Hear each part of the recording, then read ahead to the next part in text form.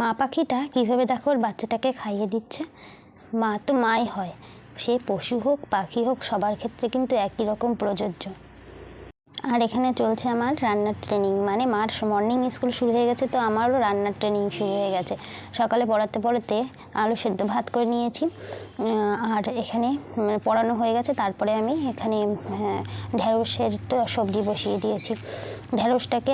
আলুটাকে আগে ভেজে নিয়েছি, তারপর ঢেঁড়সটা ভেজে নিয়েছি, আর এখানে সর্ষে পোস্ত বাটা দিয়ে ঢেঁড়সের সবজিটা বসিয়ে দিয়ে আঁচের মানে গ্যাসের ফ্লেমটাকে একটু লো করে দিয়ে চলে এসেছি বিছানা গুছাতে।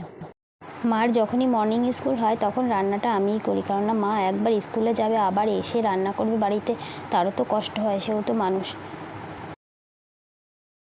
সে কারণে আমি রান্নাটা করি।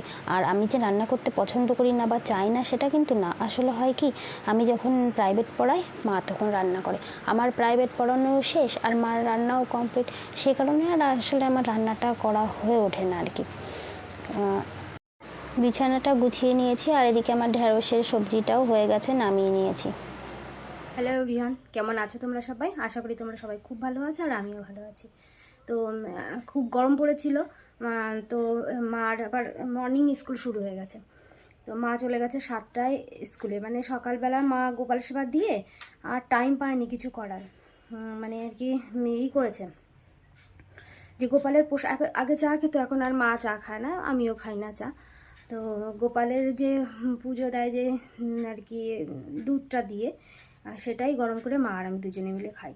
তো সেটা খেলো, একটু মুড়ি আর বিস্কুট খেয়ে মা বেরিয়ে গেছে স্কুলে, আর আমি পড়ালাম। আর পড়াতে পড়াতে ভাত বসিয়ে দিয়েছিলাম, সেদ্ধ ভাত, কারণ দাদা খেয়ে দোকানে যাবে। তো পড়াতে পড়াতে ভাতটা হয়ে গেছে, দাদাকে খেতে দিলাম, দাদা খেয়ে স্কুলেও মানে দোকানেও চলে গেছে। আর আমি এদিকে তোমরা তো দেখলে ভেন্ডিটা করে নিলাম, কারণ মা আসবে, মারও খিদে পেয়ে যাবে আর আমারও তো পড়িয়ে উঠে খিদে পেয়ে যায়। তো মা আসলে দুজনে মিলে খাবো, আমি এখন খাবো না, মা আসুক তারপরে দুজনে মিলেই খাবো। আর আরেকটা রান্না করব, সেটা হচ্ছে শুক্তো। শুক্তোটা কেটে রেখেছি, কিন্তু মা আসুক, মানে মার কাছ থেকে একটু শুনে তারপরে করব। শুক্তোর জন্য কী কী কেটেছি তোমাদের দেখাচ্ছি, দেখো। আলু, বেগুন, সজনে ডাঁটা, কাঁচকলা আর করলা কেটেছি। তো তোমরা দেখলে যে শুক্তোর জন্য কেটে রেখে দিয়েছি, শুক্তো করব, মা আসুক তারপরে। তো মা যতক্ষণ না আসে কাজগুলো আমি সেরে নিই। কতগুলো বাসন ছিল কলপারে, সেগুলো মেজে আসলাম, মানে দাদা খেয়েছে সকালে ভাত, সেগুলো আবার মা আর আমি সকালে যে মুড়ি বিস্কুট আর গোপালের প্রসাদ এগুলো খেয়েছি, টুকটাক বাসন হয়েছিল আর রান্নাতেও হয়েছিল একটা দুটো, সেগুলো একটু মেজে আসলাম, মেজে ধুয়ে আসলাম। বিছানাটা তোলা হয়ে গেছে, এবার আমি ঘরটা ঝাড় দিয়ে রেডি করে রাখি, এবার মা আসুক দুজনে মিলে একসাথে খাবো। তো চলো ঘরটা ঝাড় দিয়ে আসি। আমি ঘর বেরান্দাগুলো ঝাড় দিয়ে মুছে নেবো একেবারে। মা সকালবেলা যখন ঘুম থেকে ওঠে তখন মা একবার ঝাড় দেয়, ঝাড় দিয়ে বারান্দাটুকুই মুছে নেয়, শুধু ঘর পুরো আর মোছে না। কিন্তু আমার বাচ্চারা যখন পড়ে তখন ওরা আবার পেন্সিল কাটে, আবার রাবার দিয়ে মোছে, খাতা মোছে, তো ওতে আবার ঘরটা নোংরা হয়, তো আমি ঘর মুছবো, তো সে কারণে আবার একটু ঘরটা ঝাড় দিয়ে নিই। আর আমাদের না এই মানে কাঠের পোকা না দরজা জানলায় এরকম কেটে কেটে গুঁড়ো গুঁড়ো যে কাঠগুলো গুঁড়ো গুঁড়ো করে ফেলে, তো ওগুলো ভীষণ পায়ে বাঁধে, ওগুলো ঝাড় দিয়ে পরিষ্কার করে না নিলে না ঘর মুছতে গেলে ভীষণ অসুবিধা হয়।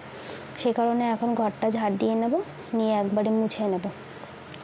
আর মা বাড়িতে না আসা পর্যন্ত আমি ঠিক বুঝেও পাচ্ছি না যে কি রান্না করব, মানে ঢ্যাঁড়সের সবজি হয়েছে, শুক্তো কেটে নিয়েছি, শুক্তো তো করবই, আর যে কি রান্না করব ঠিক বুঝে উঠতে পারছি না। তাই ভাবছি মা আসুক তারপরে মার কাছে শুনে একবারে করব। আর এই যে দেখো, ঘরটা ঝাড় দিয়ে আমি যখন নোংরাটা ফেলতে গেছি দেখি এই যে সাপটা, এটা কিন্তু দাঁড়ার সাপ, এর কিন্তু বিষ নেই আর কি, লোকে বলে বিষ নেই, জানি না বিষ আছে কি না। তো এই সাপটা আমাদের ঘরের চারপাশে সবসময় ঘোরাফেরা করে, সবসময় দেখি, ওর জন্য অতটা বেশি ভয় লাগে না, কিন্তু ওর বডিটা দেখো কতটা লম্বা, দেখেছো? বডিটা দেখলে হুট করে সবাই ভয় পাবেই, কিন্তু আমরা যেহেতু সবসময় দেখি আর ওকে দেখি একটু মানে আওয়াজ করলে ও নিজেই ভয়ে পালায়, সেই কারণে অতটা ভয় পাই না। দেখো কেমন হয়ে যাচ্ছে। সারা শীতে আমাদের ওই কামরাঙা গাছটার ওপর উঠে শুয়ে থাকতো, এখন যেইনি শীত গেছে এখন দেখি নিচে আবার ঘোরাফেরা করা শুরু করে দিয়েছে। চলে এলাম আবার রান্নার দিকে। মাও চলে এসেছে। মা আসার পরে মা আর আমি খেয়ে নিয়েছি, খেয়ে নিয়ে এবার শুক্তোটা বসিয়ে দিয়েছি। আসলে শুক্তোটা আমি কখনো করিনি, সেই কারণে ওয়েট করছিলাম যে মা আসবে, মার কাছে শুনে তারপরে করব, কারণ আমি আগে কখনো করিনি, তো কীভাবে ঠিক করব বুঝতে পারছিলাম না। তো মা আসলে মার কাছ থেকে শুনলাম যে এভাবে তাই এখন শুক্তোটা করছি। এখানে দেখো আমি সবজিগুলো আলাদা আলাদা ভেজে নিয়েছি, মানে বেগুনটা আগে ভেজে উঠিয়ে নিলাম, তারপরে কাঁচকলাগুলো ভেজে উঠিয়ে নিলাম, এখন আলু আর করলাটা একসাথে দিয়ে ভেজে উঠিয়ে নিলাম। এবারটা কড়াইতে তেল দিয়ে এবার বড়িগুলোকে একটু ভেজে নেব। বড়ি দিলে শুক্তোটা বেশ ভালো লাগে খেতে, নিরামিষ যে কোনো তরকারিতে বড়ি দিলে কিন্তু বেশ ভালোই লাগে বড়িগুলো। আর এখানে দিয়ে দিলাম 5 ফোড়নে দিয়ে দিলাম, দিয়ে এবারটা আবার ওই সবজি যেগুলো ভেজে রেখে দিয়েছিলাম সেগুলোকে আবার একটুখানি দিয়ে নেড়ে চেড়ে নিয়ে জলটা ঢেলে দেবো। আমি রান্না করলে যে একেবারে পাতে দেওয়ার মতন হয় না সেরকম ঠিক না, হয়, কিন্তু মায়ের হাতের রান্নার জানি একটা অন্যরকম স্বাদ। আমার মায়ের হাতের রান্নাটাই বেশি ভালো লাগে। আমি জানি তো শুক্তোটা করেছি মায়ের মতন করেই, কিন্তু না আমার কাছে খেতে অতটা বেশি ভালো লাগেনি। মা করলে জানি বেশি ভালো লাগে, আসলে মা সবসময় করে তো। আর লাস্টে দিয়ে দিলাম একটু আদা কুড়িয়ে, আর এখানে কী বলে ওর নাম, রাঁধুনিটাকে শুকনো কড়াইতে একটুখানি ভেজে নামিয়ে রেখেছিলাম, সেটাকে গুঁড়ো করে শেষে দিয়ে দিলাম, তাহলে একটা সুন্দর গন্ধ বের হয়, সেই জন্য। আর এখানে করছি একটা আলু দিয়ে, টমেটো দিয়ে, আর 2 ছোটো পটল আর একটু সজনে ডাঁটা দিয়ে একটা নিরামিষ তরকারি করে রাখবো আর কি। এটাতে আর কোনো মশলা দেবো না।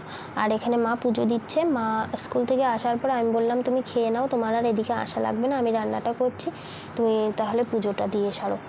তো মা খেয়ে মানে স্নান টান সেরে ঠাকুর ঘরে এসেছে, পুজো দিচ্ছে। পুজো দেওয়া কমপ্লিট হয়ে গেছে। আজকে আর রান্না করেনি মাটা, গোপালের জন্য ফল আর মিহিদানা ছিল সেটা দিয়ে পুজো দিয়েছে। আমারও রান্নাটা কমপ্লিট হয়ে গেছে। আমি রান্নাঘরটা পরিষ্কার করে নিচ্ছি। রান্নাঘর পরিষ্কার করে বাসন কটা আছে কলপারে, বাসন কটা মেজে স্নানে চলে যাব। তারপরে একটু রেস্ট নিয়ে আবার বিকেলের ডিউটি, মানে পড়ানো শুরু করে দেবো। তো এটা আবার অনেকক্ষণ পরের, এটা পড়িয়ে উঠেছি বিকেলবেলা পড়ানোর পরে, মানে সন্ধ্যের পরে 6:30টার পরে, 6:30 পর্যন্ত আমি পড়াই। তারপরে গিয়ে বললো কি যে রুটি বানাতে রাতের জন্য, মানে দুপুরে ভাতটা শেষ হয়ে গেছে, তো ভাত বানাবো কি রুটি বানাবো, তা মা বললো রুটি বানাতে, সে কারণে আমি এসেছি রুটিটা বানাতে আবার।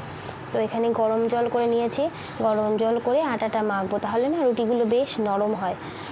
এটা আমি দিদিদের বাড়িতে রুটি বানাই, তো ওরা বেশ নরম নরম রুটি বানায়। তো আমি একদিন জিজ্ঞাসা করেছি কীভাবে তো রুটি এত নরম হয় রে, তো বললো এইভাবে আমরা একদম ফুটন্ত গরম জল দিয়ে আটাটা মাখি, তাহলে রুটিগুলো বেশ নরম হয়।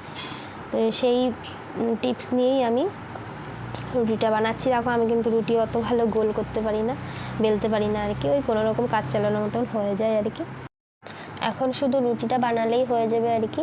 দুপুরে যে তরকারিটা বানিয়ে রেখেছিলাম আলুর তরকারি, সেটা অনেকটাই আছে, তো সেটা দিয়ে রুটি খাওয়া হয়ে যাবে, আর নতুন করে সবজি বানানো লাগবে না।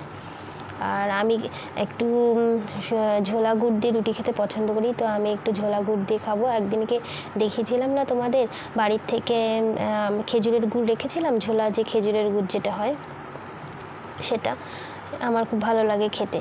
তো আমি একটু ভাবছি আজকে ওই গুড়টা দিয়ে রুটি খাবো। রুটিটা বানানো হয়ে গেলে মা আর আমি খেয়ে নেব। আমি আর মা তাড়াতাড়ি খেয়ে নিই রাতের খাওয়াটা। আসলে রাতের খাওয়াটা তাড়াতাড়ি খাওয়াই উচিত, আর 8:30 9টার মধ্যে খেয়ে নিলে ভালো হয়, কিংবা তার আগে খেলেও ভালো হয়, বেশি রাত করে না খাওয়াটাই ভালো, তাহলে একটু হজমের অসুবিধা হয়। তো আমি আর মা তাড়াতাড়ি খেয়ে নিই রাতের খাবারটা। আর দাদা যেহেতু দেরি করে আসে, ওর আসতে 10:30 বেজে যায়, তো ও তখন খাবে। আমি আর মা খেয়ে নেব, নিয়ে মা না হলে আমি যে কেউ একজন ঠাকুর ঘরে যাব গোপালকে শয়নে দিতে। এখানে কিন্তু আমার রুটিগুলো খুব একটা ভালো ফুলছে না, কারণ আমি সেভাবে সবসময় রুটি করি না, তো সেই জন্যই হয়তোবা আমি পারি না।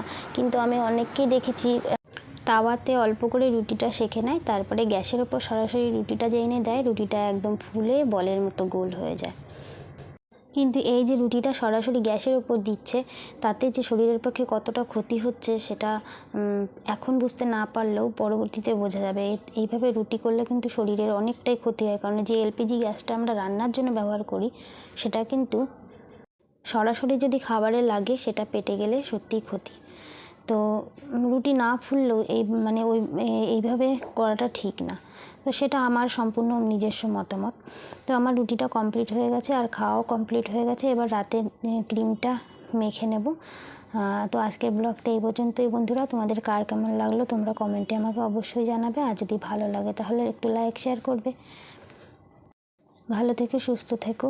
দেখা হবে তোমাদের সাথে আরও একটা ভিডিওতে। নতুন ভিডিও নিয়ে আমি হাজির হয়ে যাব। Good night, bye bye.